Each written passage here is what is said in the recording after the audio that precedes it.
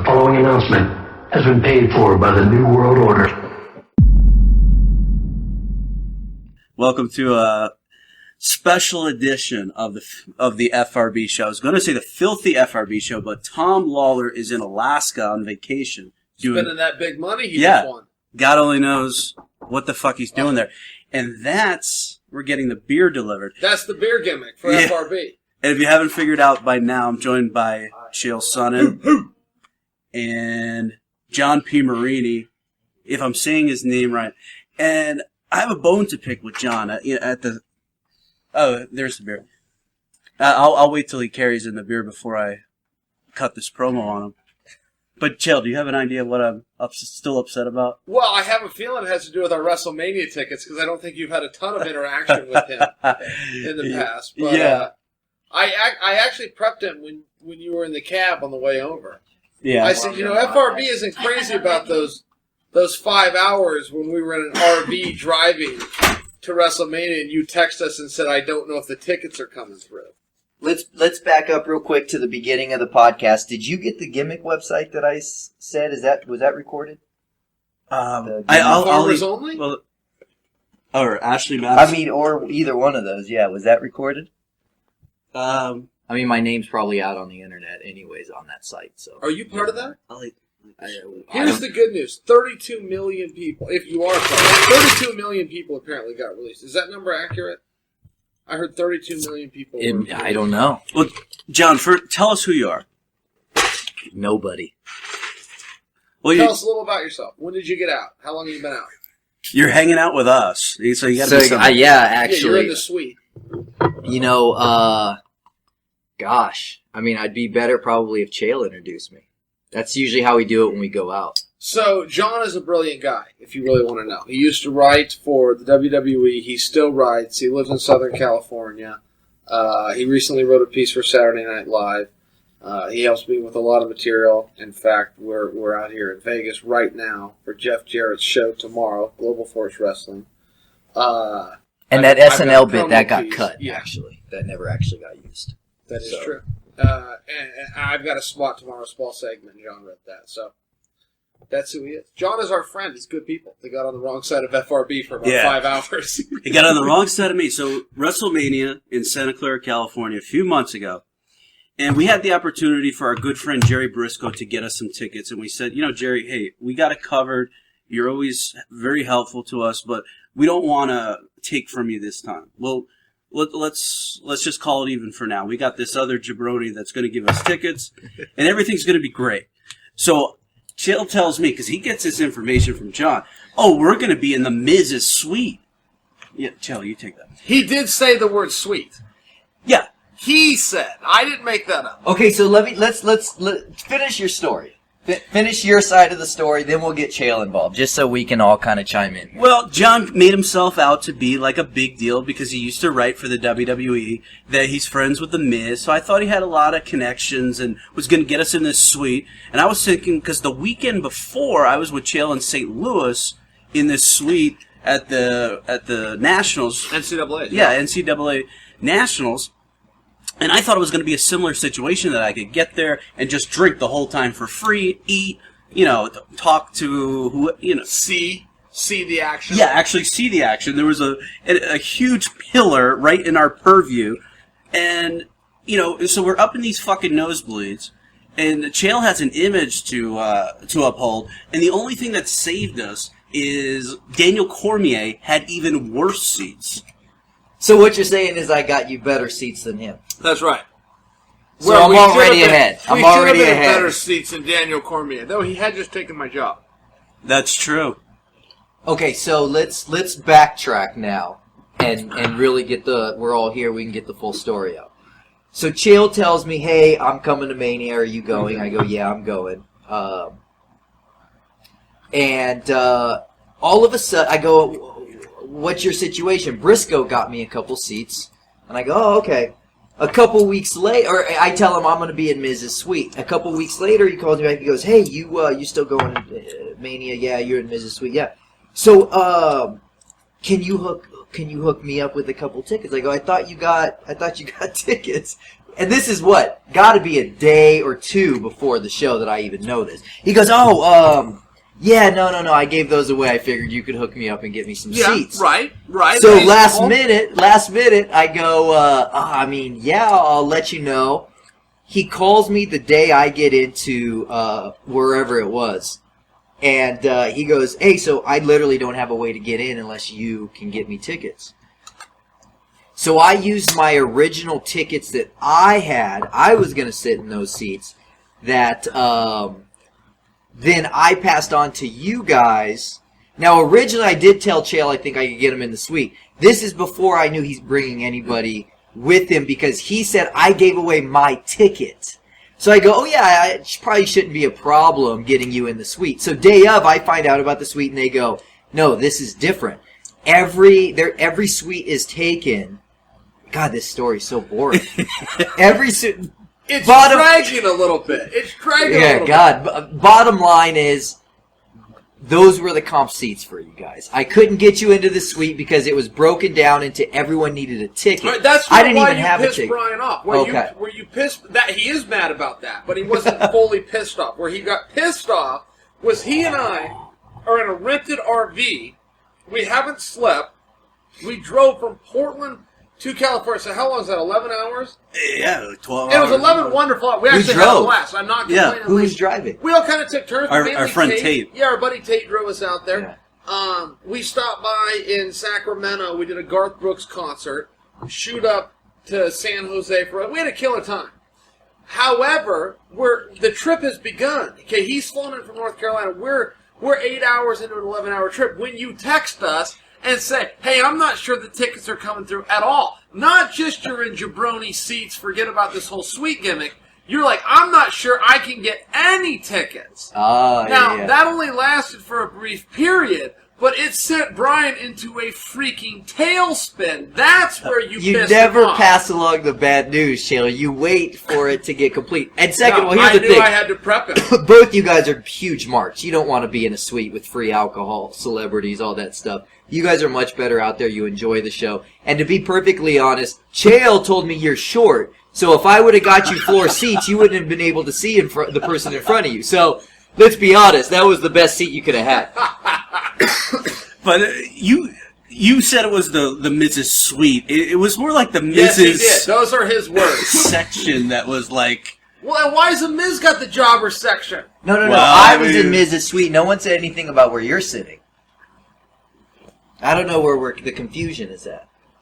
I can't argue. It's been too long. I can't argue. I didn't even get my story right. You had a better one than me. Yeah, John could be telling that right. But we were in the nosebleeds. But here, Brian, if I may, there's one other part of the story that so you and I had killer tickets. It was my Christmas. You arranged this with my wife. Right. She got you money. You went out on Christmas and got these tickets. So you and I had these great seats. We then had our buddies say they wanted to come. Sure. We were ticket short, so you and I pitched in, gave them our 2 seats in exchange for John's seats that he was going to get us. But in you and I's minds... But before you gave away your seats, you never checked with me. Well, we thought we were getting the suite. So when Brian and I gave away our expensive, good seats, we actually thought, our friends are going to think we're nice guys, but secretly Brian and I are going to be in even better seats. The suite seats aren't good. Right, then you come... Well, and neither were the ones you got us. No, but the booze is free. That's good enough for me. That's true, yeah. Well, I apologize. Next the year air is we'll get conditioned. it. Yeah. Again, I just thought you'd enjoy it more out there. We did not. Well, we're grateful for the tickets. There was a giant fucking column. We couldn't see anything. That's true. I'm sure you can tweet to at WWE and complain about the comp seats that they handed out to everybody. I mean, Cormier, right? Yeah. He took your job. He had a same seat. Not only did he just take my job and sit in it, and Cormier's a great guy, but not only did he do that, what really pissed me off is he's a Seth Rollins mark. From the beginning. And you hate Seth Rollins. I don't get Seth at all. I completely disagree with the push that he's been getting. You didn't like his picture of his cock on the internet? He lost a match, Brian, and 1 hour later was world champion. That happened. You can be as mad at me as you want for not getting the skunk hairdo and the whole bit. He got beat clean by Randy Orton, and 1 hour later was holding the strap. I've got a fair complaint. Yeah, he's no Rusev, that's for sure. They've ruined that guy, huh? Rusev. Ever since they took Lana off him? Yeah, that's a bad story for sure. But No, but Lana's his for shoot girlfriend, correct? yeah, Does she stay with him, or does she blow with the storyline? Because man, that happens a lot. I wouldn't be surprised if this story is someone trying to get in between that for shoot. I read they bought a home together in Nashville. For whatever reason, they live in Yeah, Nashville. they do. They live together. Yeah. Yeah. And they say you never put those types of storylines in a Right. pro wrestling Never. angle. You know, and they always point to Nancy Sullivan and Kevin Sure. Sullivan, which is the most Sure. Look at extreme Goldust. example. Yeah. Yeah, or Goldust, or What's Rena, the Goldust Rena one, Mero, Chael? or Goldust Mark and, Mero. and that blonde gal, Terry Reynolds. Terry. Yeah, they hit Splitsville too. From what story? Yeah, Marlena. Her name was Marlena. Is that what her name That was her was? character. Hey, John, I need another beer.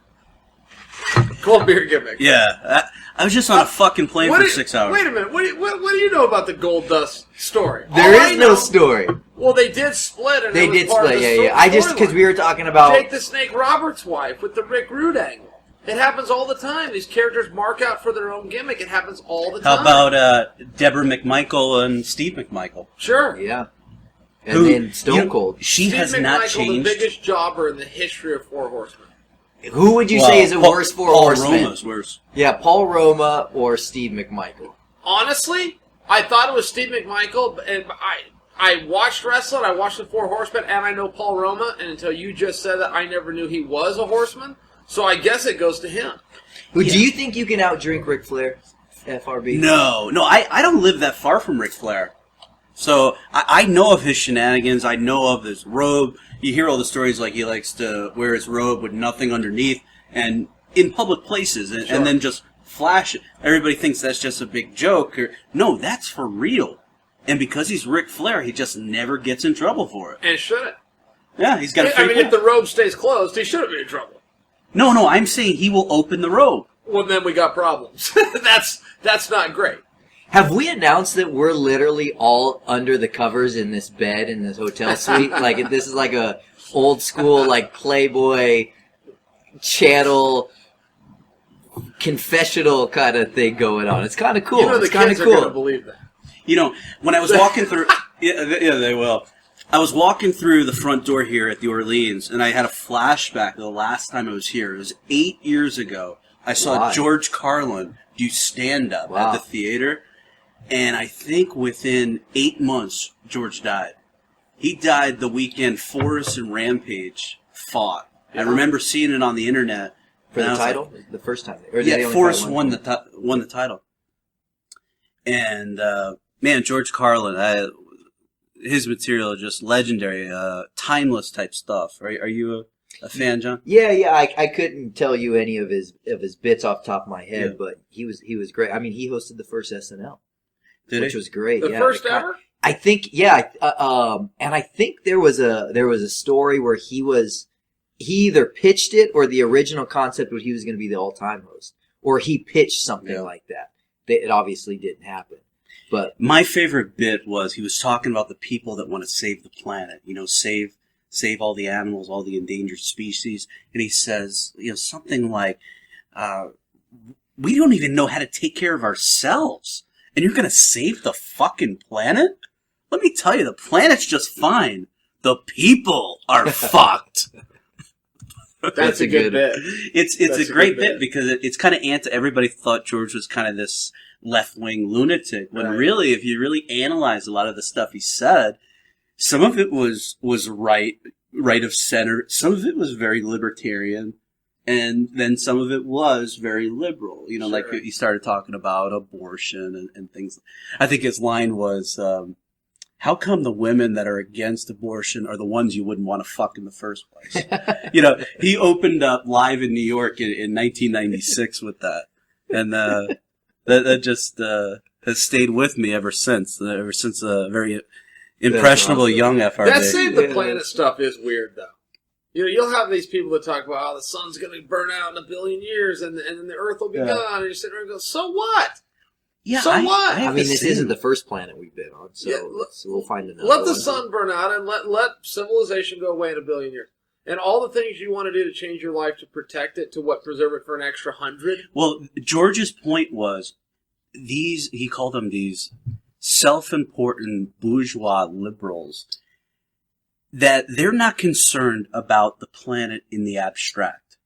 They're concerned about being inconvenienced, about not having enough bicycle paths, Sure. about the ocean view not in Malibu not being as nice as it used to be. Mm-hmm. They don't care about the planet in the abstract. They just don't want to be inconvenienced. Sure, but the whole thing is fit. You know, if you're pro-Earth to the extreme, then you're against the human, because the only thing that disrupts the environment is the human. So you can't go too extreme on environmentalist, or you're against the species of human beings, Yeah. which is weird. And secondly, science is crap. And when's somebody going to finally admit that? Not one of your listeners, and you have hundreds of thousands of listeners, not one of them is a scientist. You could have stopped at hundreds. I thought he was going to for a second. But not one of them's a scientist. And I could go even further. Not one of your listeners listening right now even knows a scientist. Do you know what it means to be a scientist? Like, if you want to be a lawyer, You gotta get a go to PhD. school. There you go.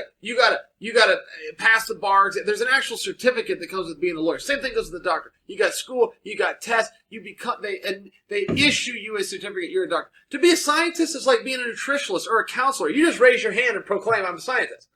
Do you ever see the scientists talk about the dinosaurs were here billions of years ago? They put an S at the end. Billions. Well, when? Were dinosaurs here 8 billion years ago? They're here 5 billion years ago? That's a huge gap. This is supposed to be science, and you can't prove any of that. You can't prove they were here more than 1,000 years ago or billions of years. Science is a bunch of crap. Do you know about None this, of John? it can be proven.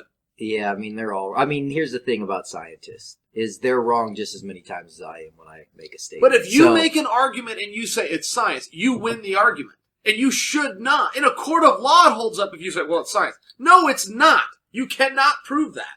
And there's no scientist. That's the other thing. Also, nobody's a scientist. Prove it. Tell me who's it. Your uncle, your aunt, your cousin, your neighbor, your friend. Name one. Yeah, have you ever met one? No, Yeah. Jason Mayhem Miller, and I'm not joking. He is a self-proclaimed scientist, and that's a quote. He gave a TED Talk. Works. And he wrote is. on there, yes, he is a scientist. Yeah. If you raise your hand and say you're a scientist, you are. There is no barriers of entry. Science is a joke. Have you guys ever heard about, you guys have heard this, it's one of those laws that light never ends. It never. Prove it! You can't prove to me light never ends. That's a ridiculous thing. They say if you could outdo the speed of light, you could essentially catch up with history because those images are still out there. Prove it! You cannot prove that. No scientist can prove that. And that's a world belief. When I was growing up, Miss Juris' 6th grade class, guys, there was 7 planets. And if we had a test and you didn't write down 7 as the number of planets, you got the answer wrong. They've rewritten the book since I was in 6th grade. Now there's 6 planets. Now you've got guys coming out and going, well, no, there's thousands of planets, but he's Now, not chill. identified. This is science. There's more than Jill, that. when you were in 6th grade, was your wife alive? Okay, let's do the math. She was born. When I was a senior in high school, she was a 1st grader. And that doesn't sound good. Okay, that doesn't sound You good. were a senior in high school, she was a 1st grader? That's right. 12 years. And those 12 years are going to come in handy at some point. What year did she graduate high school? Like 07? Do you know? Yeah, 2007. She graduated high school in 07? That's right. She was born in what, 89? No, she didn't. Come Yes. on. 07 high school. 07? I have There's this shirt she's is 20 older than years 07. That's funny. But you know, I don't know how old she is. 26? She's born in 89. Whatever the math is. she's 20. I actually Yeah, contacted no, she's 26. No, Windsor. Yeah, I mean, my That's a girlfriend's good-looking turning woman. 26.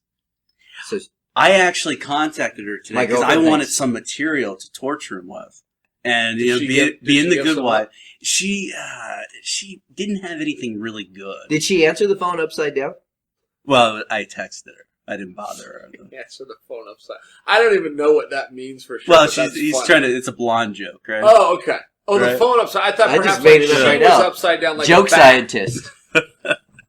What was my Joke point? scientist. Yes. Okay, science. so she says because Dinosaurs, billions of years. this is probably. I think this is the first time I've seen you since Thero was born. Thero Stevens' son, and Yes. your firstborn. Future Olympian. Yeah, 2036. Yes. Olympic Likely a gold medalist. gold medalist. For sure Olympian.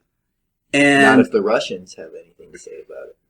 Yes, they will be a problem. So will the Iranians. but his sport's undetermined. Yeah, I don't think Brittany wants him in like football. It's a head trauma. Yeah, that's a real thing. But let me finish the story. Really yeah, go ahead. She Sorry. says... Who says it's a real thing, though? Tell me who says it's a real Scientists. thing. She says that you do this weird gimmick when you change his diaper. Okay, like you throw him in the shower or in a sink and wash him off instead of like using a wipe. Like, I did... What do you... How do you change Thero? Okay, so you wouldn't believe the technology out there for babies right now. I mean, all the way down to the crib will cost you a fortune. And I tried to get... I'm like, cribs are no problem. My neighbors got one in their garage. They already offered us. Sure. Well, apparently that's very disrespectful in the eyes of my wife to put your newborn on a used crib. Now, I, for the life of me, don't know why that's disrespectful, but apparently it is. So $1,600 later, we have a fancy crib that, like, Kim Kardashian endorsed or something like that. But, I mean, I could keep going through the nursery, if you will, on these different things that had to be a certain way. So, bath time is no different, Brian. There's a thing that sets into the shower that the baby then sets in, and when the water hits it, it will let you know the temperature, and it will signal if it deems it to be too warm or too cold. Now, my hand under the faucet will determine what is too warm or too cold. But Sure. Apparently, no, it's this tough thing. So, to your point, yes, there are times when I'm in charge, when it's dad duty, when I will be changing the diaper, and I won't go upstairs and turn on the shower and check with Kim Kardashian's signature series, there, Jessica Simpson's, or whoever's endorsing it this week that my wife thinks is cool. All great mothers, by the way, should be endorsing. You see, John, That's why I'll go over to the sink. John, I was concerned, not concerned, but I thought, hey, it's probably going to happen. Chael's he has the son. He's going to forget about, his friends like Reese and FRB and John Piermarini. He's going to just forget about all these guys. But no, it's gotten worse. He bothers us more. He bothers us more. 3 a.m. I live on the fucking East Coast. I got to be up at like 6 a.m. He'll fucking call you at 3:30. I'm like, hey, what's up, Chael? He's like, what are you doing, buddy? Like, well, what the fuck do you think I'm doing? And see, I blame Brian. I blame Brian for answering. It's like when you feed the stray cat and he comes back. If Brian never would have picked up and humored me the first time at 3, and then that's the other thing. He'll also keep me company for a while, so he'll stay up from 3 to 5. And he's like, dude, I gotta get to sleep. I'm gonna work at 7. He'll grab himself another 50 minutes of sleep before he jumps up, jumps in the shower, gets his break, and goes to work. So, yeah, I'm a little bit guilty, but he's guilty for being such a nice guy and always picking up the phone. You just don't answer the phone. Right, That's you just don't answer the thing, phone. Put it on airplane mode. But explain to the people the little system that you have in place, because you've implemented shifts to take care of young Thero. Okay, so, yeah, I mean, no, that's basically it. Mama's got day shift from 8 a.m., 8:30 rather, to 8:30 p.m. Then I take over from 8:30 p.m. to 8:30 a.m. Now, my shift's a little easier because he sleeps at night, but he's up every 3 hours to eat. So the theory is that my wife can at least get a good night's sleep, which is really every new parent's biggest complaint is they're just zombies. Yeah. So she rests up, and then she's got energy to, keep him company in the day. When you potty train him, can you walk me through the process of where you're going to take him exactly? In terms of... Let's say he gets to sink versus... Are you back on... I don't know a damn thing about potty training yet. I'm just hoping they But let's say the day comes and he's like, Daddy, I think I gotta go. Can you walk us through what you think you might do? Let's say it happens right now. Drop your pants, walk outside, figure it out. That's how we did it. I grew up in the country. That's how it worked. Yeah. You ran around outside naked, and when you used the bathroom, you just went to the bathroom. Now, it's easier for boys. I don't know that my sister had the same program going, but now, Chael, you're closely associated with West Lynn, but you grew up in Tualatin or Milwaukee. Which one? Born in Milwaukee, but the only relevance there is that's just where the hospital was. Okay. And then my actual address growing up was Tualatin, but it was the West Lynn School District, of which I have always. And that's Milwaukee, Oregon, by the way. It's another town, right? Not Ben Askren country. So, John, do you have any kids? No. Yeah, I don't have any kids either. So this whole easy kid, life. it is an easy life. Like I really don't do anything other than like go to work and then like, come out here people are asking, why are you going to Vegas? My friend's doing this professional wrestling thing, and I just thought I'd go hang out and, Yeah. Well, and I'll tell you what, so many parents, one, they do complain about being tired, but they talk about how it changes your life and all this stuff. And I haven't felt it, and I've even thought, well, man, is there something wrong with me? Why have I, emotionally it does. It changes why you live and what you live for, and, you've got this responsibility that you need to prepare for the world. But my wife and I do everything the same. Largely because I have a great wife, like single mothers or single fathers for that matter, they couldn't travel for work. I got to travel for work. Yeah. But when we're home, we do all the same stuff. If we want to go somewhere, we put him in the seat. He gets in the car and we go. We go to same amount of restaurants or over to a friend's house or. Now I don't know, John. Have you been up to Westland to visit Chael? No. You see, a lot of people would be surprised. Like Chael's such a homebody. I mean, it is impossible to get him out of that house.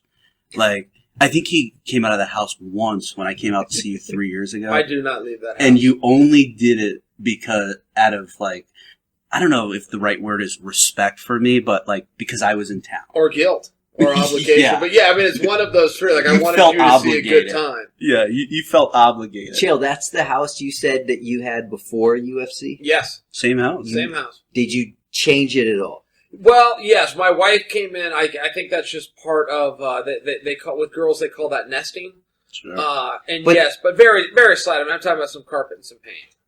She walks into this house you already have. You now have some money. But we're forgetting it. He lived with our other buddy, Reese. In that same house. Yeah. That's right. Yeah. Yeah. Same house. Yeah, exact same house. So she moves in, but Reese is still there for a little while. Yeah.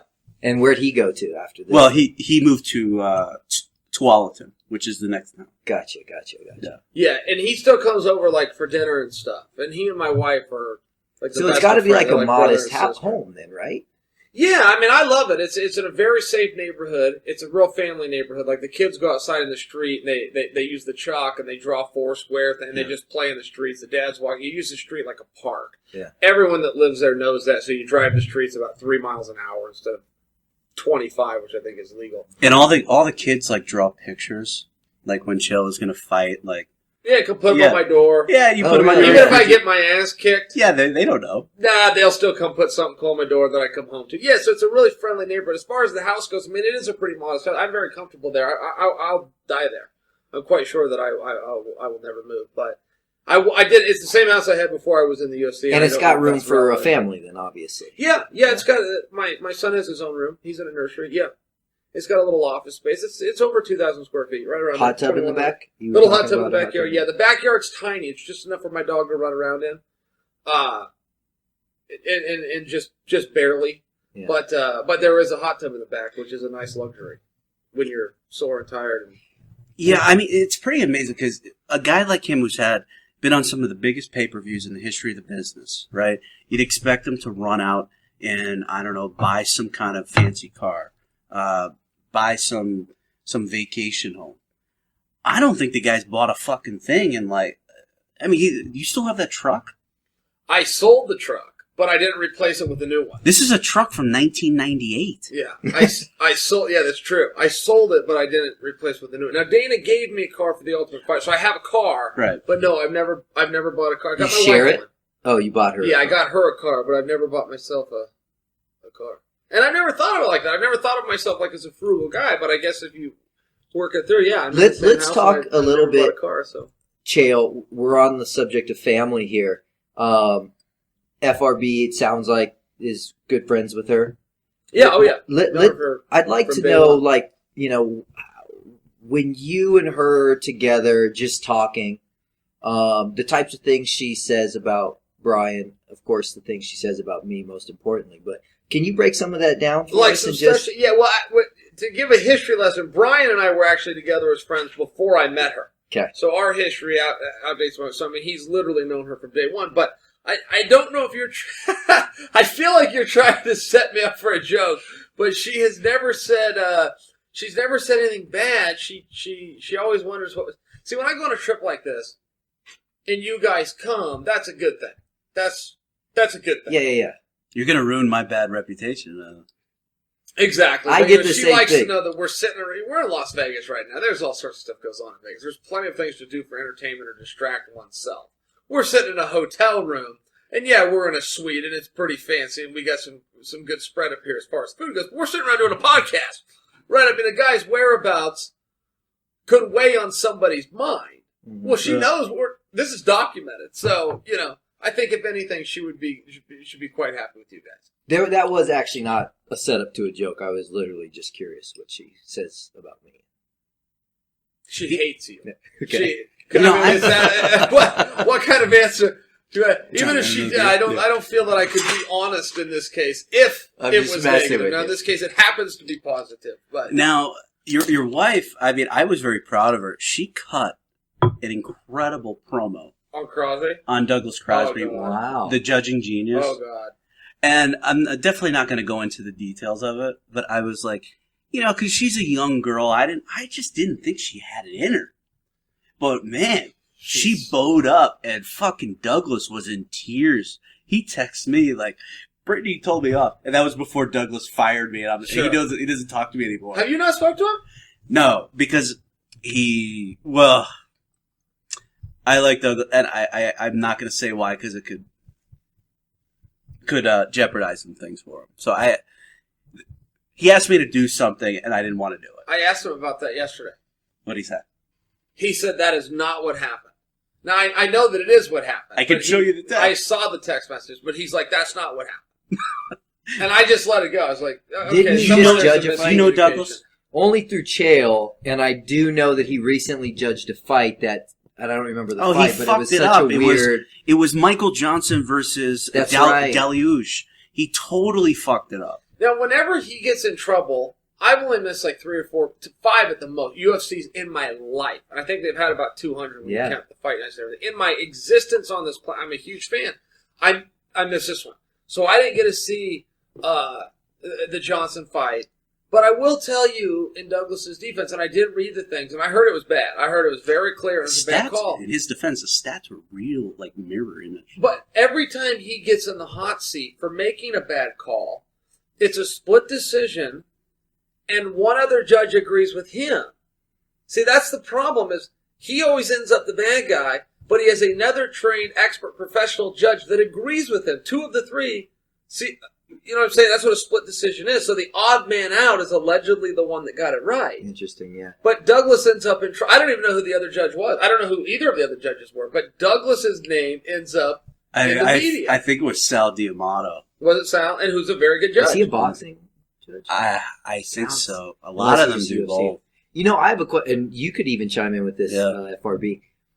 You know, when the McGregor fight happened, and I remember, I think I was talking to you here last time we were in Vegas about it. And, you know, you get these people, these new fans that come in, and the hype is around Conor. And Conor wins, and people immediately go, oh, I don't know, that looked staged, or, you know. Right. Chael, being a man on the inside, and FRB knowing how it works on the inside, is it possible that not just that fight, but you could fix a fight? And I'm not talking about Chael and Anderson going in there. I'm talking about Dana, the judges, the referees. Is there a way to fix a fight? There is a way to fix a fight. Now, you could never keep it a secret. I mean, we're doing absolute conspiracy here. Could Right. you do it? Yeah. Yes, you could. Yes, you could. And it's happened in boxing. Now, this is in a million years, Dana White would not touch something like this. He doesn't care who wins. So many people get that wrong and go, oh, Conor's Dana's protected. But Dana will make the same amount of money off Conor, and if he doesn't, he'll find somebody else. And so many people throughout the history of the UFC have thought, oh, it's over. You know, Tito just walked away, or Randy just retired, or Anderson just popped, or John just what? Numbers are going up, and Dana will replace them. The same thing happened to Vince, you know. When Ted Turner got involved, to compare this to wrestling, and bought everybody. Ted bought all of the talent all the way down to Hulk Hogan, but then he bought the writers, he bought the referees, he bought the camera guys. Ted Turner bought everybody. He brought in Virgil. Sure, and Vince did go down for a little bit, and Now- then Vince soared, and now Vince owns his company. Exactly, yeah. Those great promoters, the Dana Whites, the Vince McMahon, they'll always come back and business will always be good. And the fans will always come out and say, this guy's protected, or he's so happy that guy won. Come on. Yeah. The numbers only go up. It's silly and ridiculous. Now, but you could fix a fight. Sure you could. Now, John, while we're talking about professional wrestling, I don't think we gave you a proper introduction. What is your background with WWE? So I spent 2 years writing for them, 2009, 2010. God, I almost want to. I'm trying to like give you guys an era, so you can kind of. Now, I heard that you were the guy who came up with Lord Tensai. No, I'm wrong. yes, Matt Bloom. yeah, that was after I left. I don't know. Almost immediately after I left. Who's the Prince Albert? You remember? Okay, sure. Who is the jabroni? I think that was Triple H, to be honest. Really? Yeah, because that was Triple H's project. Wow. You can kind of tell when a guy is a Vince or Triple H creation. Fandango, a Vince creation. Yeah, a guy that comes out and gets. Why did Fandango die off so quickly? Yeah, I mean, was my great for a guess minute. is he pisses somebody off. I mean, because he's Vince's guy. I mean, I'm only speaking in terms of how I know it works and what I see because I wasn't there. What was him, it? His second or third or no first match in WWE? He goes over Chris Jericho at WrestleMania. Yeah, and I think even Jericho came out and said, Jericho was there when I was there, and he was world champion a couple times while I was there. He was one of our top guys, and then he's kind of slowly we were writing him out because he was leaving, and we were having him put guys over, and he was always open for it. Look, I'm one of the only characters that can lose, and it won't really affect me. It doesn't. Yeah. But then it kind of started getting to the point where it's like, look, if you want me to put this guy over, I got to know this is the guy. I'm not just going to start jobbing everyone. Start and stop it is what they call it in business. Start Yes. a guy and stop a guy. So if he put Fandango over at WrestleMania, they had plans for Fandango. What happened after that, I don't know. Yeah. And Lord Tensai, were you going to ask me if I created him and then go off about how horrible of a character he was? Well, I wasn't going to go and cut a promo, but I Let think the everybody fans would have just... make that connection on their own, right? Yeah. I mean, it wasn't a great gimmick, and you can see how long it lasted. If there was one or two really good things that you want your name next to. I mean, Swagger? Jack Swagger's done great. yeah, I mean, Still the doing great. things Swagger. that I am the most proud of while I was there, and I kind of went in there and I said, look, I want to take a guy that is not in the main event or a main event level guy, and I want to, make him a world champion. And I can say that I think that I played a major role in really three guys doing that, and that was The Miz, who was pretty much a joke, and then I kind of took his character over, and then he went on to headline WrestleMania, beating Cena, which is huge. Yeah. We'll never hear the end of The Miz main eventing WrestleMania because CM Punk won't shut up about it. Oh, really? It's all he talks about. He's like, The Miz main event at WrestleMania. In a negative way, Punk doesn't like it? I think he just looks at it as like, he never got his shot, but The Miz. Ah. But here's the thing, and I'm a big CM Punk fan, and even when I was there, he wasn't getting much of a push, and I used to always tell the other writers and in meetings with Vince, I honestly think if we pushed him right, he could be one of the greatest heels of all time. And I think he showed that. The thing with Punk, though, here, hold on. In defense of The Miz, not because I was involved with it, but in defense of The Miz, when I was there, the pickings were very slim. And he was probably the most entertaining character on that show during that time. I don't think there was another guy there at the time you could have put in his position. Punk, yes, but he also wasn't being booked properly. Getting Punk in those positions, which I did try to do, you just hit roadblocks with him. But, there was The Miz. Swagger as another guy took from literally being a comedy act to winning the world title, creating Alberto Del Rio, which ended up, I think, maybe being the best heel at the time when he was there. He Another was. guy that Del won the Rio's title. awesome. Yeah. Yeah. Now, did you know the jabroni that he slapped the shit out of? I don't know. I don't know who it was, but you know what? From the story I heard, you can't talk like that to anybody and not expect to get slapped in the face. This was a backstage story. I actually don't know. Is this what took Alberto Del Rio off TV? Yeah, he really? He got fired because this social media manager made some joke that, like, what was he, cleaning up a table, and he said something like, that's Del Rio's job? Yeah. Because he's a Mexican? Ooh. But apparently this guy had a history of making remarks like this, and Del Rio knew it. So I think it was just the kid was due. And from what I understand in the story is that Vince brought Del Rio in and talked to him and essentially said, look, everything's cool. Right. I guess somehow the story gets out, though. And he has to, being a publicly traded company, I gotta let you go. But I don't think normally he would have been dismissed on Where's Del Rio now?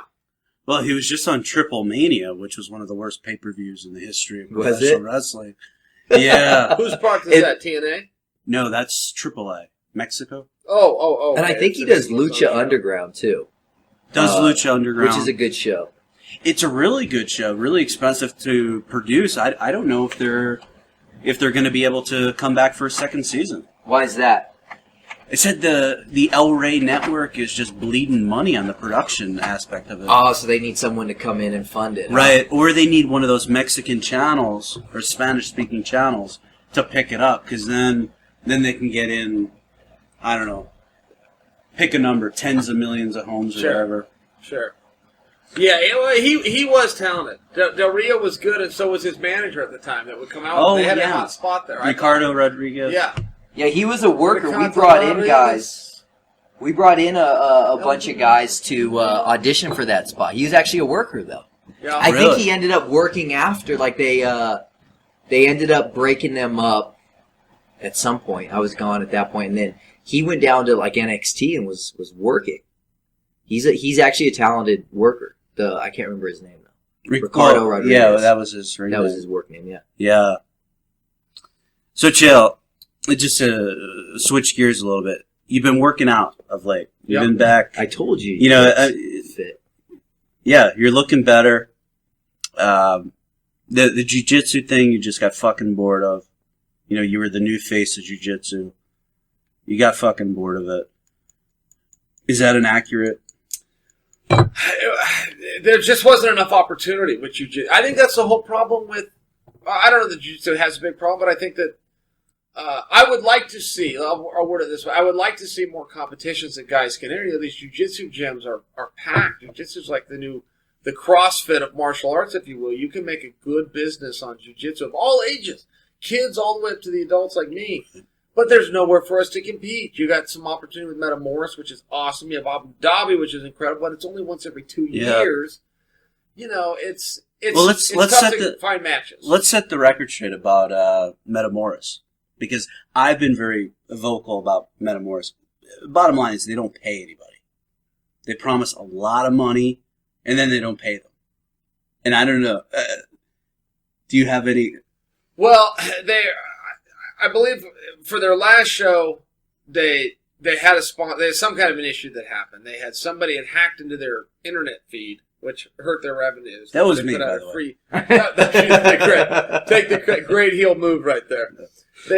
So they got hurt there, and they had a sponsor that didn't come through. So they've had to play some catch up, but they are making it right with guys. Yeah, if you would have asked me this a week ago, it might have been a different answer. But they are making it right with guys, and some guys have been paid in full. Just in case you change the subject, if you're not, I'll wait. But so, do you want to announce what's next with them? Well, they're doing a show on, I believe it's on October 24th. They're not totally committed, but they're getting real close to pushing the green light. I have been training for it to wrestle Josh Barnett, but it isn't official yet. It's not. They don't have the official date. Josh and I have both agreed to the match. It will headline it if it does happen. If it doesn't, I suspect it'll just be a different date. But that is really all I've got, and I think it'll come through. I think that Halleck will put it together. Now you're training. You're training for grappling, of course, but you're also training MMA for the first time in over a year. Now I put 2 and 2 together, and I'll be totally honest with you. I don't buy your retirement gimmick. Is this where I respond? Yeah. I'm definitely retired, but as far as practice, here's the thing. When I stopped fighting, I gained weight like that. I also mentally, they say when you exercise, you release endorphins, you get a high from it. I've exercised ever since I was 9 years old. So I never knew any difference. When I started taking time off, physically not only were my clothes not fit anymore, but mentally, I didn't feel like the same person. So I don't really have anywhere to exercise at except MMA gyms. I'm not huge into CrossFit. I could go join 24-Hour Fitness. I do like lifting weights, but joining an MMA gym was a good opportunity to work out and stay involved. And, that was really it. I'm getting some good workouts. I don't have a great story for you. If you came back and you can't say Weidman, who would you go after? And I'm talking about if I was back today. You come back today, okay. full Chael Sonnen gimmick. Okay. You're gonna set your sights on someone. You're gonna cut a promo, and you want that fight. Realistic. You can't say Ronda. You can't say GSP. Yeah. Realistic. No, You'd actually get in the cage if they accept it. Okay. With today's landscape. And again, if you would have asked me 30 days ago, it'd be a different answer, and I'll tell you why. Because I would have gone back to middleweight. Now with this new IV ban, I think guys are going to change weight classes, and I think I would probably stay at 205 too. So that changes things. Staying at 205 changes things. So I don't. So then you can't say Cormier. So if you're going to say 205, no, you I can't understand. say, yeah. I got to be realistic. I understand. You're not going to walk right. No, in. I think it's realistic. It's just too easy. It's an easy answer. I'm going to go after the champ. Oh, okay. I just want I to see know. what you're saying. Yeah. At 205, I suppose I'd have to take a quick look at the rankings and see who was where. FRB, but, throw some names at. Rampage. Oh, perfect fit right there. Rampage Jackson would be a perfect match. Now, he is on ice. I just had him on my podcast. He's jammed up. Vanderlei Silva. That'd be a huge box office. We've got a history. Weight class works out. He's on ice. It doesn't match up. There's a legendary fighter who said he's got one fight left on his deal and he wants to fight it. Rich Franklin. Yes. You called him out for 6 years and he never said a word about you. That's right. And see, Rich Franklin would make some sense too. Rich Franklin is one of the few guys who Not in for his him. career multiple times. Say that again. Won't make sense for him. Well, thank you. A few times in his career, he's got to fight at what's called a catch weight, 195 pounds, which Yeah, he did that quite a bit. I've always had a fantasy that The would be a Franklin 195-pound weight. weight class, right? So, Rich Franklin would actually make a lot of sense. That escaped my mind, but you're right. I saw that same interview. I visited with him on my podcast. He told me that too, that he's got one fight left. But there's a few guys. I guess I would just need a little time to think. Well, because how here's about, my problem, John, with how about Little Nog? weight class. Or both Nogs in the same night. Fuck them. Yeah, Nog isn't a bad answer. He just had his whatever shit. But you're gonna go up and down in that sport. I've always wanted to fight Glover. I've met Glover. He couldn't be a nicer guy, so cutting a promo on him wouldn't be that hard. But I remember when the hype bandwagon was coming through, I'm going. You thought I could beat this guy. Wait just a second. Yeah. Wait, hold on just a second here. So, I don't know. But that's not my attempt to get something going with Glover either. I'm just trying to think of guys off the top of my head here. Before you move on, too, and this is just me asking because I'm curious, why is it that, Josh Barnett seems to be like the Brock Lesnar of jiu-jitsu? Yeah. Just rolling through guys. Don't insult Brock. Are you shitting I'm just me? curious Brian whether and Josh have heat, by the way. Okay, whether you like him or not, we'll leave FRB out of this. What's so interesting is I admire this guy. I like him. I'm a fan of Yeah, his. he's good. But I said some shit a year ago about Metamoris, and I guess Halleck or his cousin said go after this guy, try to embarrass him. And he cut promos on it. Sure. He was a little more sensitive than I thought And one had of the world's baddest dudes would be. But I had to bark back. Sure. I can't lay down. No, you got an ego. No, that's too. good. But my question is, he's not. I mean, he's a wrestler. He's cut from the same cloth as you. No, he's not. Is he not? How many Division I scholarships was he offered? I don't know. How many times what is All-American? his background? How many times I just freestyle? always saw him as a wrestler. Nothing. That's Brian is right. Josh wasn't given opportunities post high school, but he was a high school wrestler, and then went into this. But that's where he came from, right? He the wrestled. best He said, "I'm going to go into MMA." Yeah. My question is, how is he such a? I mean, he's over here beating. Who did he just beat in the last one? Well, that guy Dean Lister, but that was fake. Oh, yeah, but Well, he it was a beat fake Gracie fight. after that. He He beat it Gracie. was the brother. Yeah, he's 182 pounds. Okay. It wasn't Henner. It wasn't Henner. It was his Henner's- brother. Henner's brother. But point being, he shouldn't be this dominant.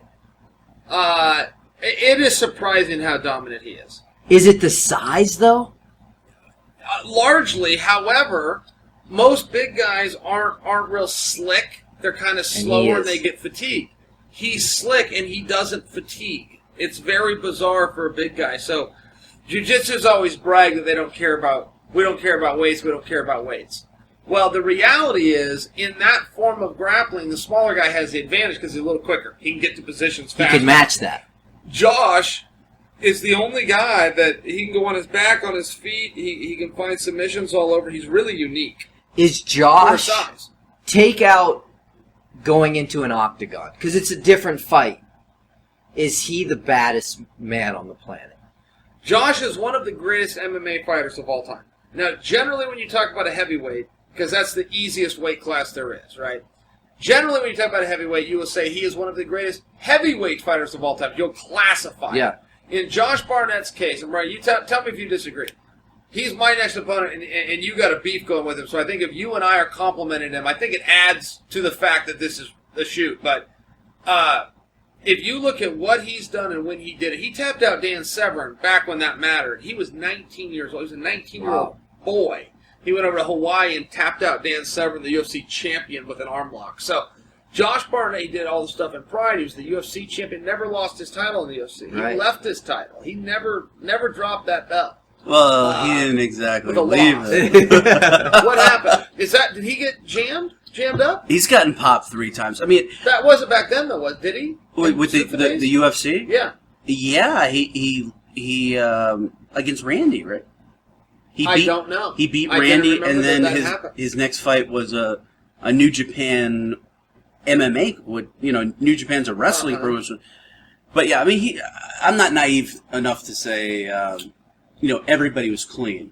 So it was probably everybody was juicing, But he got hit. he was dumb enough to get caught 3 Sure. times because he got caught against before he was going to fight Fedor, caught after Randy, and then there was some baseline testing that he popped for. So Before his fight with Fedor. we're talking 3. Yeah. I mean, that's that's 2 more than you because Sure. and other people are going to say, no, you forgot the one in California, and let's correct that for the issue. Right. Your suspension was reduced to 6 months because it was a disclosure issue. Right. It wasn't you were using Yeah. an illegal. And I was completely innocent in California. I've always copped to it. If anything, they're going through this stuff, my credibility has been maintained.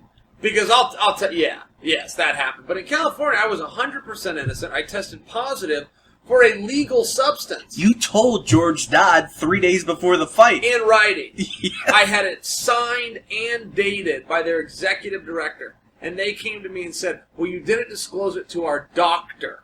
I'm going, why would I have to disclose it to a subordinate?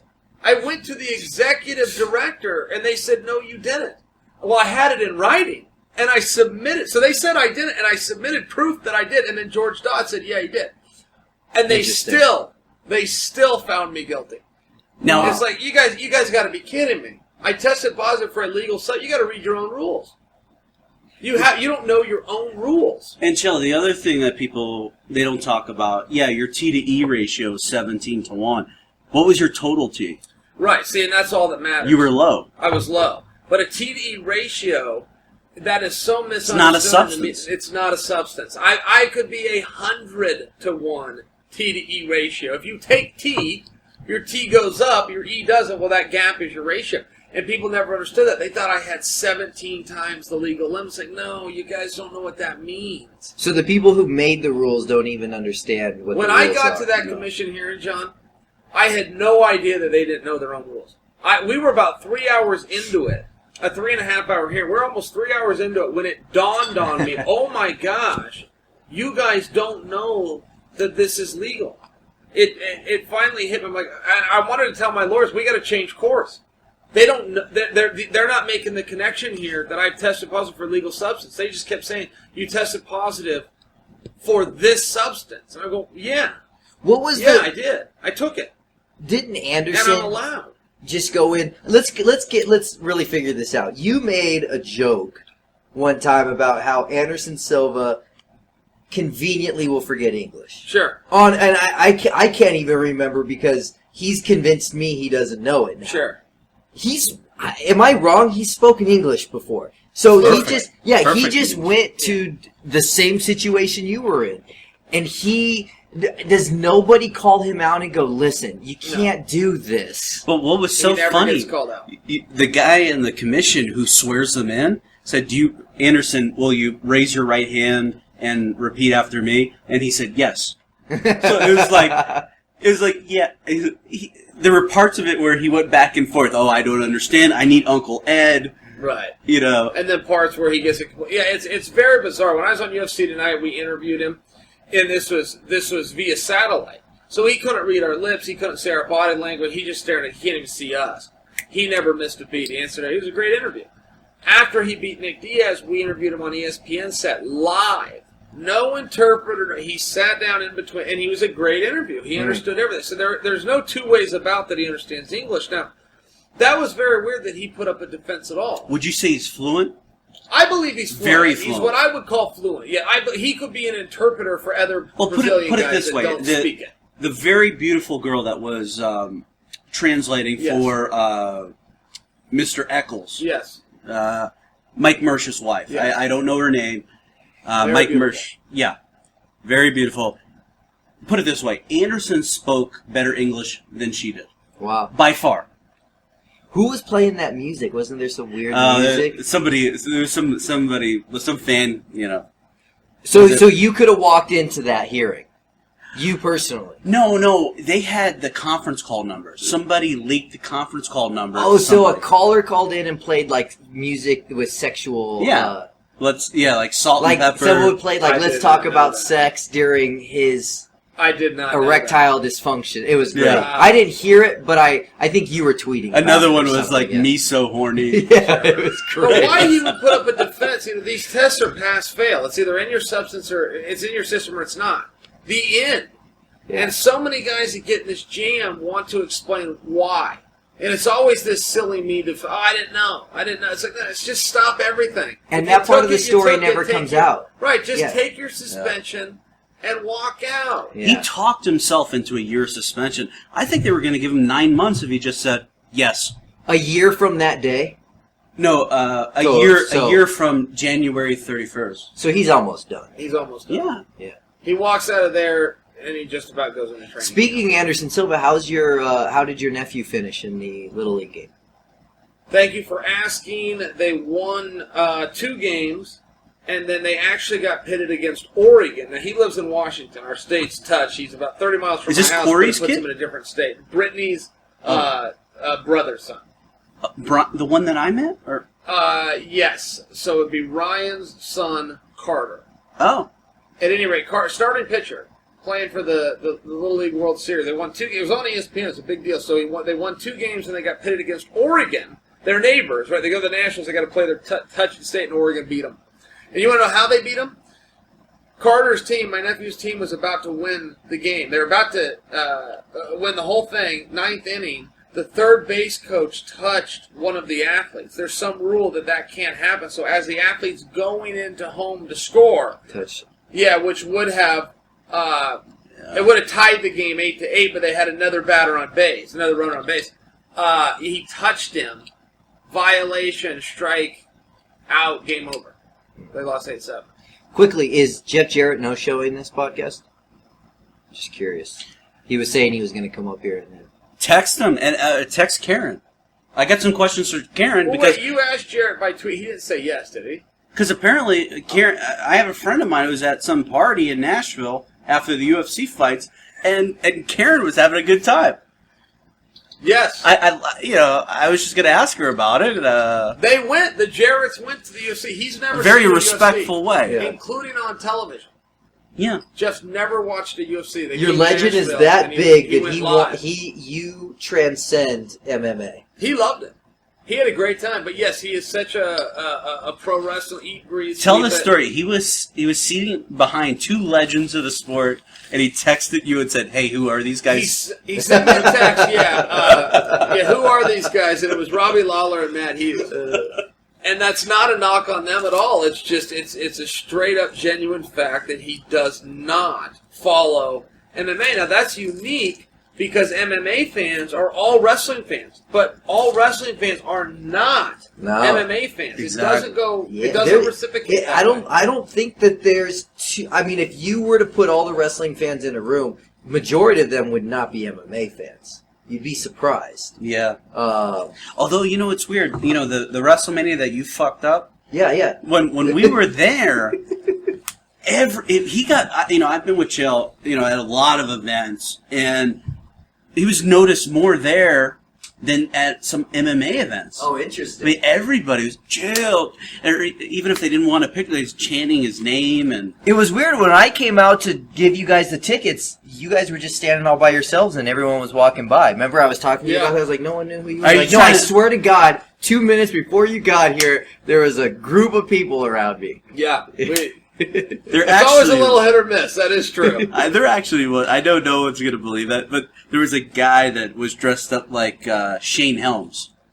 Okay, Hurricane Helms. yeah. Who is a big time MMA fan. I was talking to him on my podcast, and he was talking with Tom Lawler, and he knew fights that Tom did that I didn't even fucking know. Helms. Yeah. Knows. He is a fan. He tweets. He's a pretty cool producer for TNA, which. Why is it? What's that popping? Did you? This stuff? Oh, stuff. Your bubble wrap that you're going to need to put this microphone Oh, I'm sorry. I thought you were gimmicking. to get It's the home. ADD. No, Helms before that was what? FRB, let me ask you a question. Let's turn the table on you. Sure. You don't have to give any names. Right. But it's like I'm always fascinated with like the guys like Meltzer and Wade Keller and how these guys get their information. Yeah. And off record I've asked them, hey, and they never reveal their sources. I don't need sources. But I do want to know from someone who is not working in the industry, how do you become so informed? Tell me as much as you're willing to say. Well, I guess because I have a little bit of an audience on Twitter. People in MMA put a lot of emphasis on Twitter. So they're like, oh, this guy's got however many followers. He's got some influence. Maybe I want to be on his good side. So I'll give him some information here and there just to keep him happy. Okay. I don't know. I'm just theorizing that might be the reason they think that. I don't know. What do you think, Chael? Well, no, I think that's right, and it's Brian will also crucify somebody if they burn him or they're rude to him in person. So people have extra motivation to stay on his good side, and people give him a lot of information. I mean, that's just a reality. let me ask you he's this. going to get it anyway. You might as well be the one to give it to him Right. and keep him happy. He's going to get it. So you don't reach out, or do you? Let's say a story breaks. Let's say you don't know Chael, and you hear Chael gets popped or something. Would you go out and say, I need to pursue this story? Or would the story come to you? Hey, did you hear the story, Chael? Blah, blah, blah, this and that. And then you decide what you're going to do with that information. Well, that's a tough question because it depends. Yeah. It depends because I don't play this fake. I'm impartial guy, a journalist. I'm not a journalist, and I'm certainly not impartial. I have my friends in this industry, and they'll be my friends for a long fucking time because I'm not burning anybody that I broke bread with and built up some sort of relationship with. It's just, not something I'm going to do. Yeah. So are you the type of guy, like tomorrow when we're at Global Force, right. Every time you're around, am I going to look at you and you're just going to be working your phone because you always got something going? Well, no, it's not even so much that I have something going. It's a really bad habit. So you might be on your phone, but you might just be checking Twitter or looking at scores or something. It's a really bad habit. I've had people say, "What's wrong with you? Why are you doing that?" I'm like, "I'm sorry. It's nothing you were saying. It's right. Yeah." No, it's interesting. I was curious how that world. But I mean, to answer your question, there are some stories that will come to you, and then there are some stories that you have to uncover, and you kind of have to kind of take a look at who's bringing them to you, and what could be their motivation to wanting to bring that to me, because I'm known not to have much of a filter. So they'll say, "Oh, he'll just run with anything," and that's not the case. I'm not to say that I'm perfect, that I have a flawless track record, but pretty fucking close. Very close. Well, just being in the wrestling industry, there's things that we have planned that last minute get changed. So let's say I'm the one feeding you information. Sure. I could be giving you legit information. 5 minutes before we air, something gets changed. You're now wrong, but you weren't wrong. That's actually a good point. I've had a couple people. I've even Dave Meltzer on his message board defended me, and he's like, "Yeah, technically he was wrong on this, but when he said it, he was absolutely right." Right. So I know they say, "Well, it's better to be right. That's the only thing that matters." Well, you know what? If I waited until everything was out, nobody's talking about me. That's my gimmick to get this out there. Sure. And I have to weigh the pros and cons of the integrity of the information. And if I think it's legit, it's going out on Twitter. Sure. You just got credited for announcing Bisping's next fight, right? Yeah, versus Whitaker. Explain why, and I'm a Bisping fan, so I don't mean this in a bad way. Why is it that Bisping continuously fights these guys that either we don't know who they are or they do nothing for him? I mean, honestly, dude, people thought I was joking. I had to Google this Whitaker guy because, the person that I was talking to who had knowledge of this event, because I also broke the main event, I was like, Bisping's fighting who? Because Bisping's talking about, he's talking about he wants a title fight, he wants Henderson. And that's the hype around every victory he has. Well, can he now ascend to the title? But he fights backwards, it seems like. But I'll tell you, Bisping is a really good worker. And one of the best. Yeah, one of the best workers. I've also had the opportunity to talk a little bit with his dad. His dad's his biggest fan. He's at all the events, and he's as big a fan as I am. Just about I didn't know that. About the whole industry. His name is Jan, and hell of a nice guy. And he basically spelled it out. Michael is not, from what I could tell, not a pro wrestling guy, but everything his dad was saying, 100% pro wrestling. So he's pro wrestling without knowing he's pro wrestling. He's like one of those guys that almost finds his way into pro wrestling, and he probably would have if there was an MMA. Yeah. Last time I saw him was when you fought Jones in Newark. Yeah. Yeah, he fought that night. Yeah, against Belcher. Yeah, that's right. But being an insider, though, FRB, why do you think these fights get booked for him? You don't see any other top star booked the way Bisping is booked. Can you imagine Chael's record if he got the jabronis? Right, yeah. If he had Bisping's career, this guy would be undefeated. Because Chael has this friend in West Lynn that I despise, and I won't even mention his name. Joel? And he's always... Joel, can I tell people what Joel did to get on your bad side? Yeah, go ahead. Okay, Front Row Brian, right? Front Row Brian.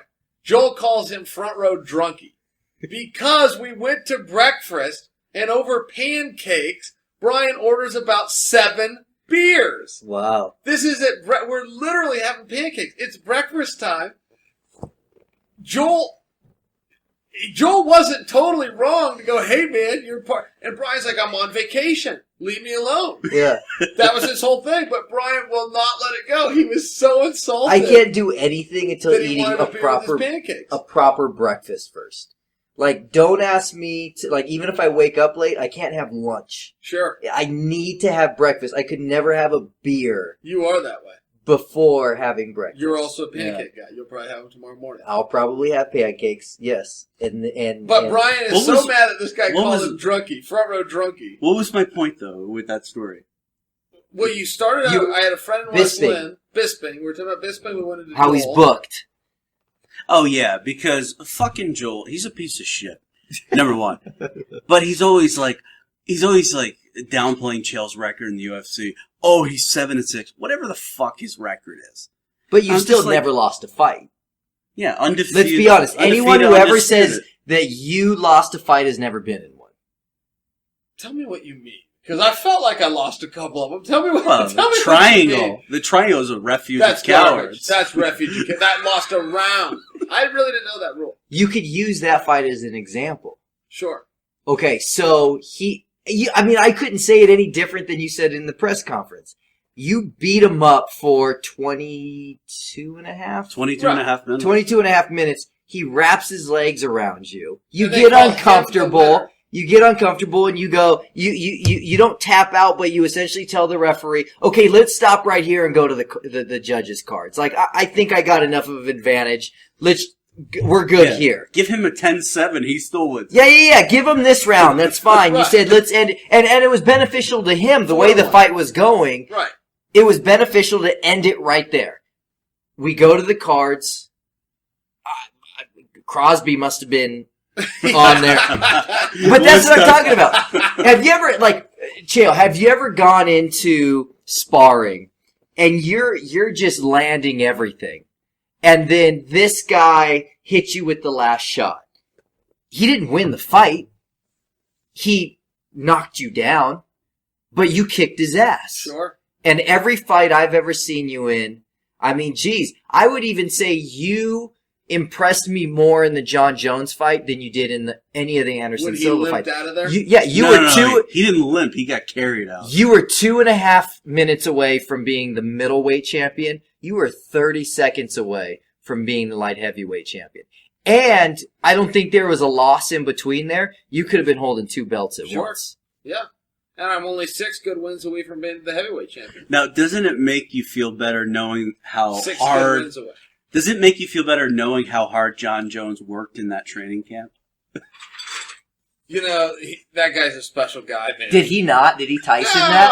Oh, okay. John Jones isn't training for anybody. He doesn't It need wasn't to... just me. He's not training for anybody. But I think your point that you were What- going what to did get he at do about to- Joel giving me a hard time was it does matter who you fought.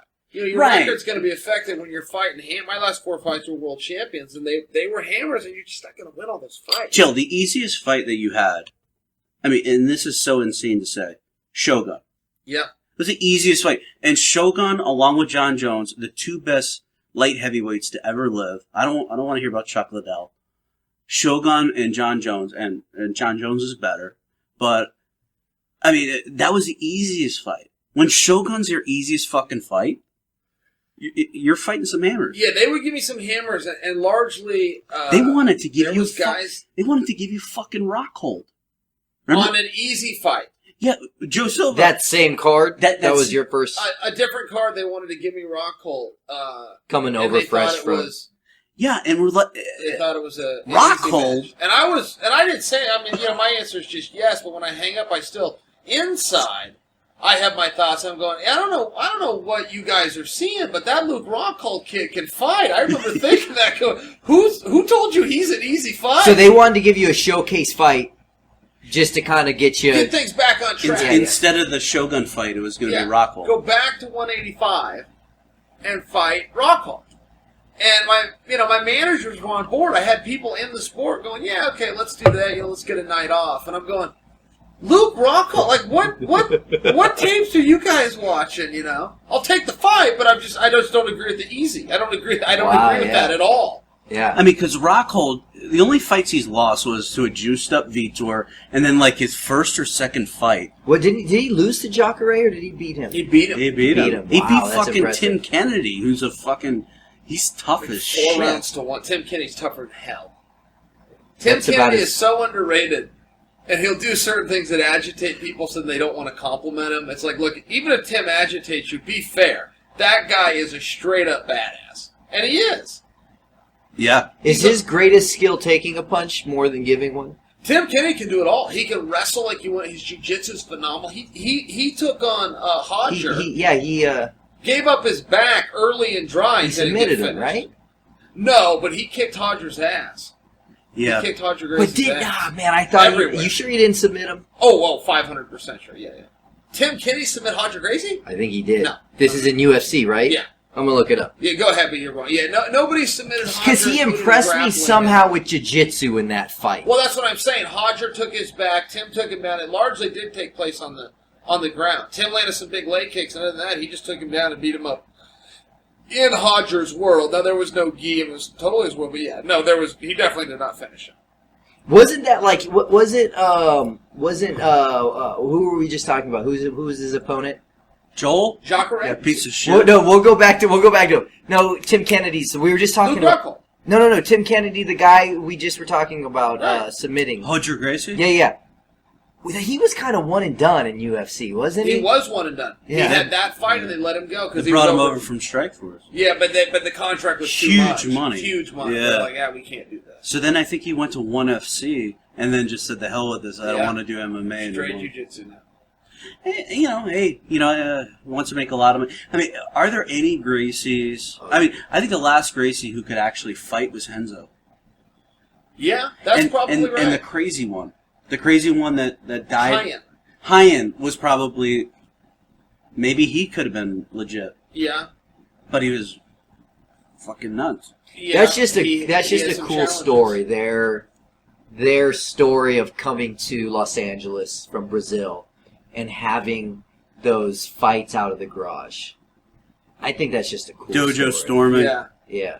I mean, that's sort of a legendary story that not enough people know about. Like, literally, they had to get jiu-jitsu on the map, and they basically said, let's test it against anybody.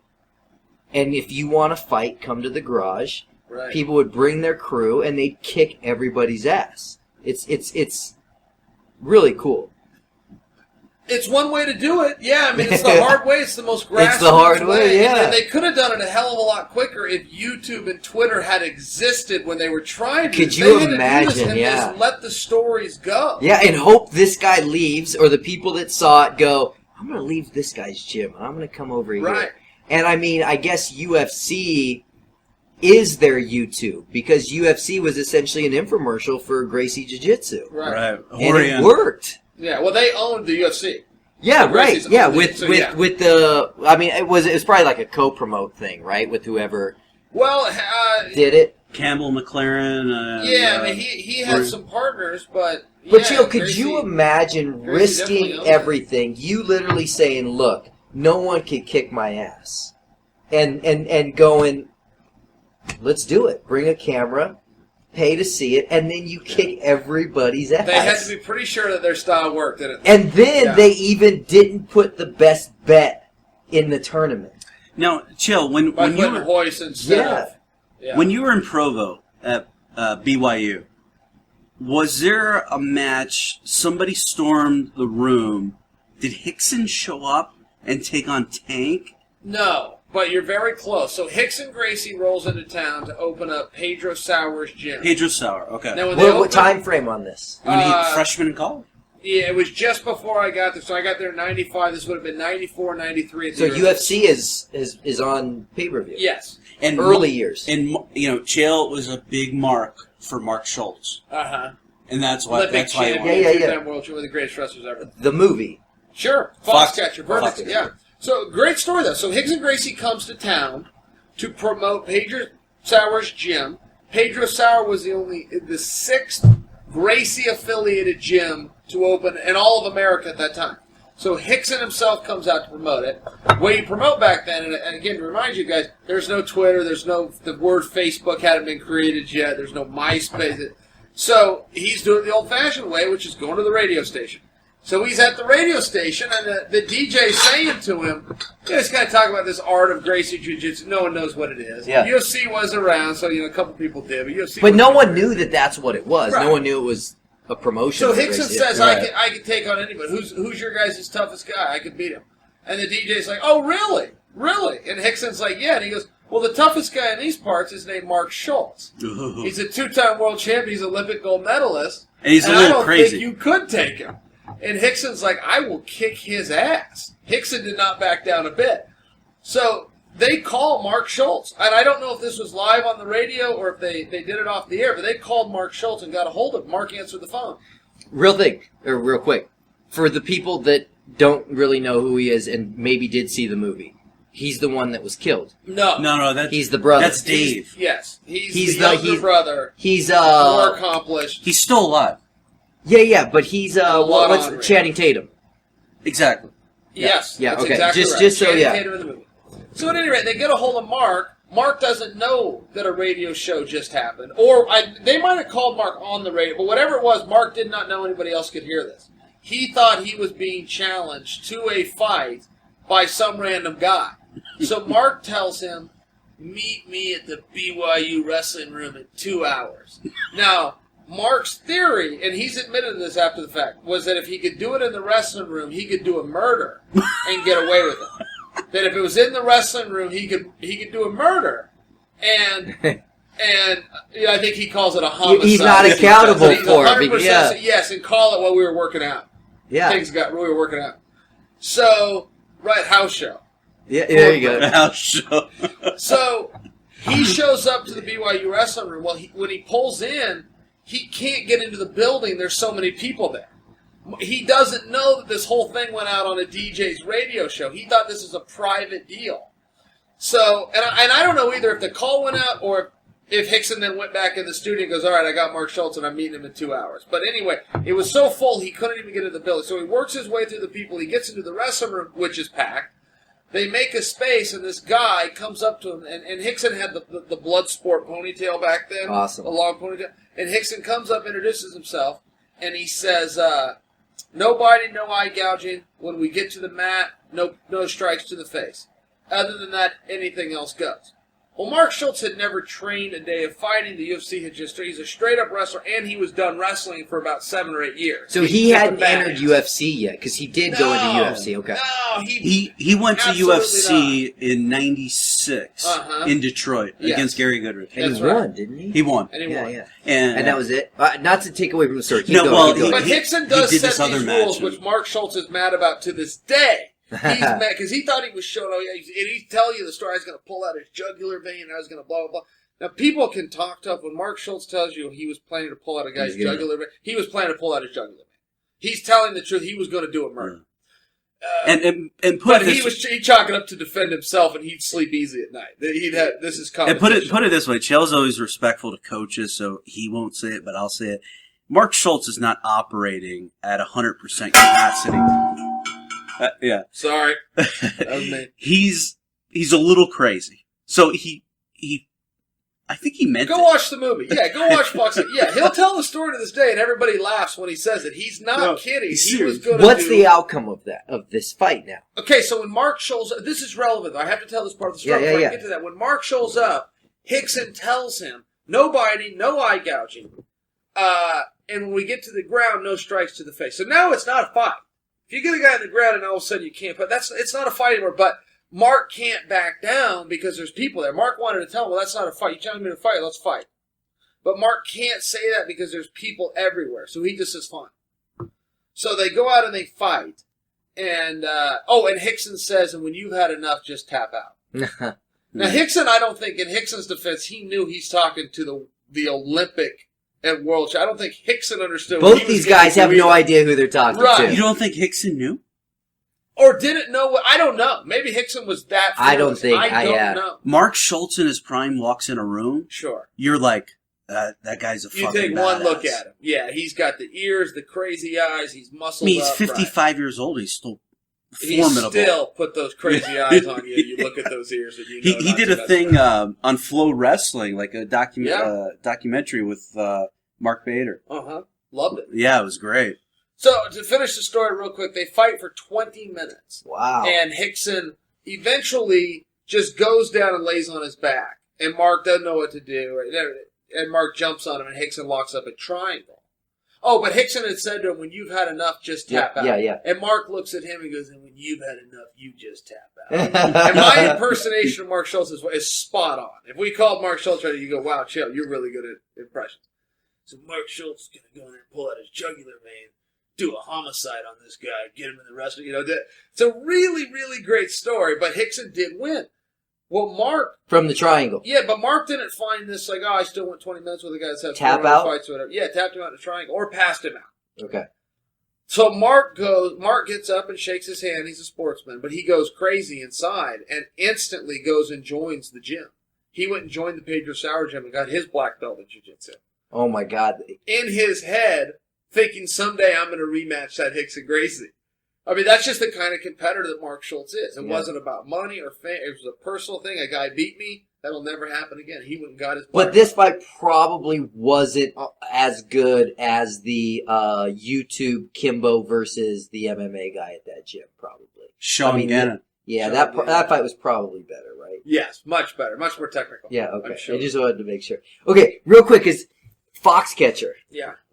Can you explain to me, I mean, I knew the story a little bit, but you watched the movie.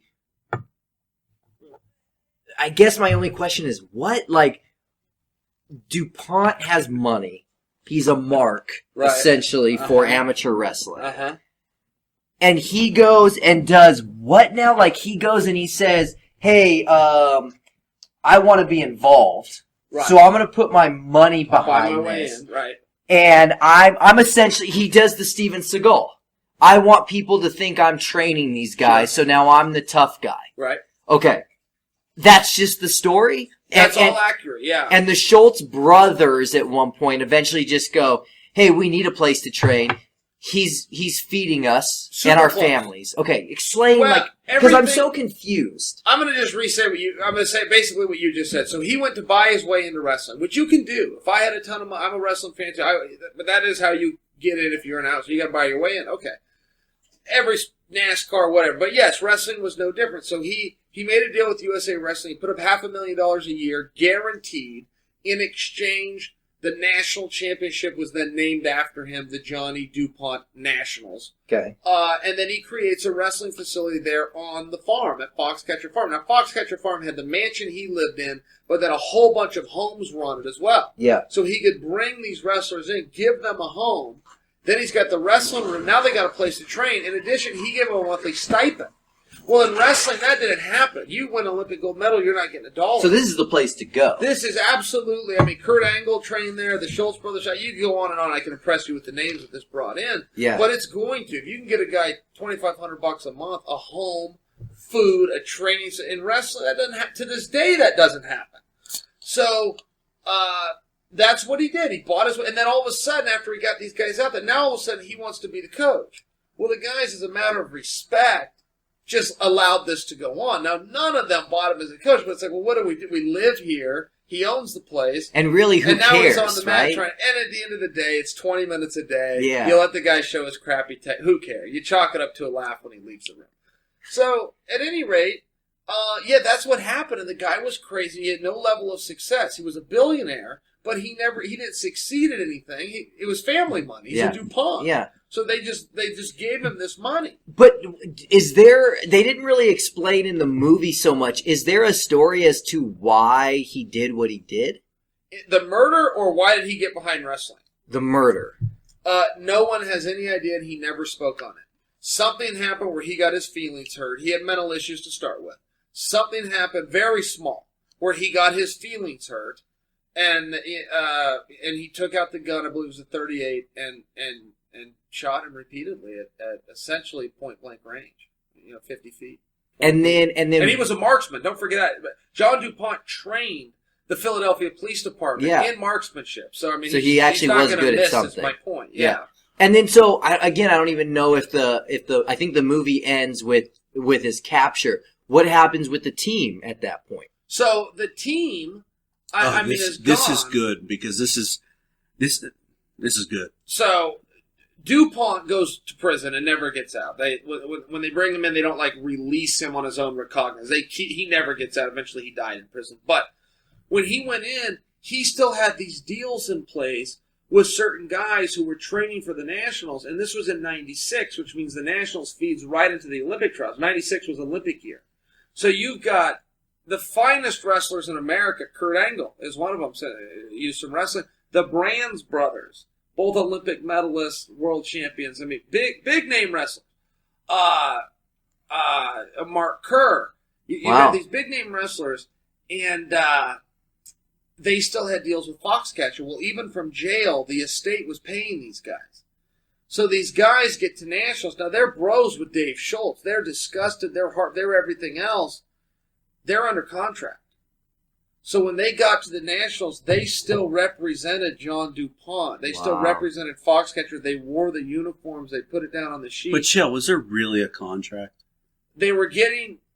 They regret their decisions greatly to this day and have profusely apologized to Dave's family, and his wife, Nancy, accepted their apology, even though it really... Didn't Nancy start her own wrestling club? Yes, she did. Right away. Weren't you a member of it? I was a member of it. I know all of this firsthand. Nancy was greatly hurt, but she accepted their apology and has forgiven them. And these guys were kids, in their defense, they were kids. How do they know that this does... Yeah. Angle was a boy. I mean... It's not. And what was the vision on this is very clear. Now, it really wasn't that clear back Angle rep Foxcatcher? Yeah. Wow. But Angle was trained by all these guys were trained by Dave. Dave Schultz was the head coach out there, so they respect. They just didn't know what to do. It's like, hey, we're still everything's moving forward. We're just John's gone. That's how they looked at it. So this is no different than if I had some money behind me, I can start a gym and I can go to you, Chael, and I can go, listen, man, I'm gonna put you up in a house. I'm going to pay you this per month. Bring your family in here. I'm now Chael Sonnen's head coach. Yeah. I can tell you go get that is happening these other guys. It is happening. The Black Zillions have essentially done it. And so the hope is that will catch on more and more. But it hasn't. Glenn Robinson's done a great job of organizing. But I would obviously call in a head coach. In Glenn's defense, he never calls himself a coach. That's true. Well, I didn't mean it as a. He hires a real coach. Yeah, I think I think that what Glenn's doing is awesome, and we wish as an industry this would spread. If you got more of these NASCAR type guys, Glenn Robinson is a major NASCAR type approach to MMA, where he's going, listen, I'm going to roll out the red car, Mark Cuban style approach. I'm going to do everything right, and just hope that turns into a really good team. And it's a loss. It is a hobby for him. So, but if we had more guys like that, if we have guys like this all over the country. Well, So he's taking a loss on that, but he's a fan. He wants to be involved. It's a fan, It's a hobby. Is he walking with them to the cage and standing on the cage? He doesn't. No, none of it's for him whatsoever. No, which is weird. I think he should put himself. I think he deserves to put himself in there more, but it doesn't appear to be his interest. I can only remember a few times people would thank him in the ring, and it was it kind of looked like it was rehearsed, like he was told. Thank Glenn Robinson. Right. That doesn't mean he was told by Glenn. But Chael, I get this will be disrespectful to anyone who's ever trained you or worked with you, and I don't mean it that way. Sure, go ahead. Has there been a fight that you've won that you would have lost if me and FRB were cornering you in a fight? And I'm not talking about because they're so important, because they got you there, but once you're there... You would have won a lot more fights with me in the corner. Come on. I'll answer it two ways. Had you guys coached me, it would be different. The coaching was incredible, the preparation. The night of the fight, the actual corner is much less important. Now, corners don't know that, and they would be insulted. And I don't mean it that way. I don't mean it that way when I say it either. The preparation beforehand, though, the hay was in the barn. Although he's had a couple of jamokes. He's had a couple of jamokes in his corner. Over time? Yeah, I'm sure you know who I'm talking about. Well, yeah. I've been fighting since 1997. Yeah, I've had a little bit of a revolving door there. But, Okay. but the actual no, and now I'm told in the boxing world that that's different. I'm told that in a boxing world how important your corner is. I'm not positive that's true. I think the boxers say that to be nice. Well, I could say from a fan watching both on television and hearing the corners, it seems like there's more of a strategy given in a boxing match. They come back, hey, hit this 1-2, this, that, blah, blah, blah. When I see in UFC, it's more like you got him. This is your round. Go out there, impose your will. It's kind of like, so it's already programmed in me. Right. You're just reminding me of what it is I have to do. Have you ever gotten instruction between the rounds that made you win a fight? No, I never have, but I mean, it's definitely been helpful. Again, I'm talking specifically on this about during the competition, not preparation. Yeah. But, no, but here's my problem, Brian. I don't know that goes for all. Most athletes are like me, but not all. The problem that we run into is we're exhausted. It doesn't matter how hard you train, what kind of shape you're in. You can't process it. You can't process it. We are absolutely exhausted. In between rounds, all you're trying to do is get some air, hopefully get a drink of water, and just relax for that 60 seconds as best you can. It is a terrible experience. The whole thing in the ring is a terrible experience. And there's no ability to process or focus or listen. You know, when Matt Lindland used to corner me, he would talk to me, and I'd be processing, just dying, just sitting on the bed, dying, just trying to get my air back so I could go back and, sprint again for 5 more minutes. And he would then want an acknowledgement. Do you hear me? Do you hear me? And I'd have to look at it, and then he'd want to talk. He'd want me to respond. It's like, man, do you not see how tired I am? But he is an athlete, never got tired, so he didn't get it. Matt operates on a different level of toughness. There's tough, and then there's Matt Lindland tough. You're right.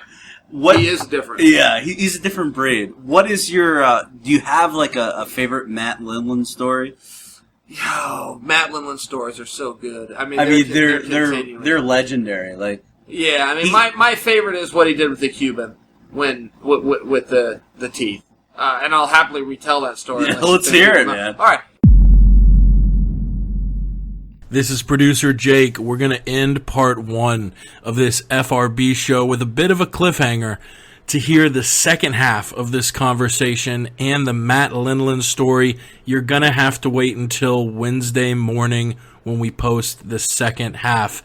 As always, you can follow these guys on Twitter at SonnenCH, at John as himself, and of course at Front Row Brian. Also, follow Tom Lawler at Filthy Tom Lawler, myself at the MMA Podcast, and the show's Twitter at Filthy FRB Show. You can also visit FRBshow.com for links to subscribe to the show on iTunes, SoundCloud, and YouTube. Thanks for listening, and we'll see you on Wednesday for the second half of the episode. Take care.